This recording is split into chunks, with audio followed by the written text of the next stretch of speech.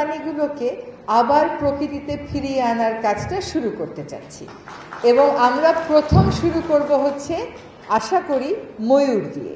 যে ময়ূর বাংলাদেশের প্রকৃতিতে আর নেই, এটা আপনারা জুতে বা সাফারি পার্কে গেলে দেখতে পান।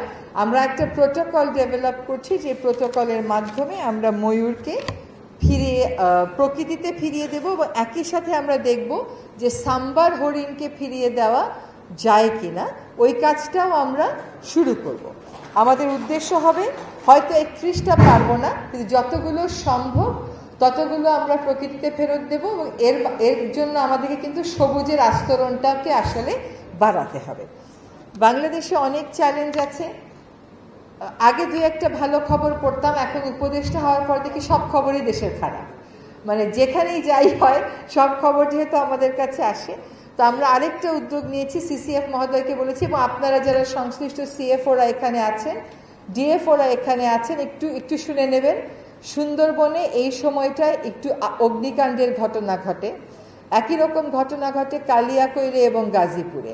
আপনারা যতটুকুন সম্ভব পূর্ব সতর্কতামূলক অবস্থান গ্রহণ করবেন।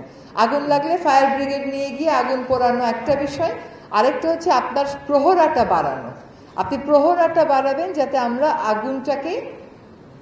আগুনের ঘটনার পুনরাবৃত্তি না ঘটে, সেটাই আমাদের চেষ্টা থাকবে।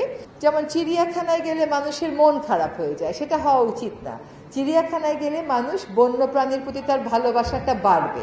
তো আমরা সেটাকে চিন্তা করতে পারি, যদিও ওটা আমার মিনিস্ট্রি না, ওটা স্ট্রেঞ্জলি এনাফ যে মিনিস্ট্রি অফ লাইভস্টক অ্যান্ড এগ্রিকালচারের, ওটা বন বিভাগের না, কিন্তু ওইখানেও আমরা উন্নয়নটা কিভাবে করা যায়, সাফারি পার্কগুলোকে কি করে স্ট্রাকচার কমিয়ে দিয়ে সাফারি পার্ক হিসাবেই গড়ে তোলা যায়, যেখানে বন্যপ্রাণী ছোটাছুটি ঘোরাঘুরি করতে পারবে। এবং সেখানে হাতির জন্য আমরা ক্যাপটিভ হাতি ধরলেই গিয়ে ওই সাফারি পার্কে দিয়ে আসি, তো ওইটার আর পরবর্তী রক্ষণাবেক্ষণ করা হয় না।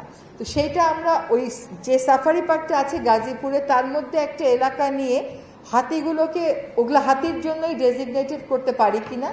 আমাদের অনেক বন্যপ্রাণীর সাফারি পার্কে আছে, একটা মাত্র ভেট আছে, এটা দিয়ে তো এত বন্যপ্রাণীর আপনি চিকিৎসা করতে পারবেন না ওইখানটাতে। সেখানে আপনাকে সক্ষমতা বাড়াতে হবে, সেজন্য আমরা বিদেশের সাথেও কথা বলছি।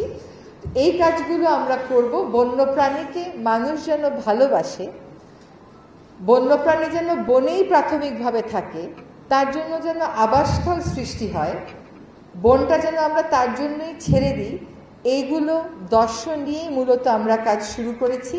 আমরা কেবল যে ময়ূর প্রকৃতিতে ফিরিয়ে দেওয়ার কথা ভাবছি তা না, আমরা কিন্তু ময়ূরের যে আবাসস্থল মোস্ট পপুলার মধুপুর শালবন, সেখানেও শালবন ফিরিয়ে আনার চেষ্টা করছি। আমরা আশা করছি এপ্রিল মাসে আমরা 135 একর 150 একর শালবনের মধ্যে 150 একর, যেখানে এখন অন্যান্য গাছ আছে যেমন ইউক্যালিপটাস, আকাশমণি, ওগুলো সরিয়ে এই বর্ষায় আমরা 150 একর জায়গাতে শালবন ফিরিয়ে আনতে বদ্ধপরিকর।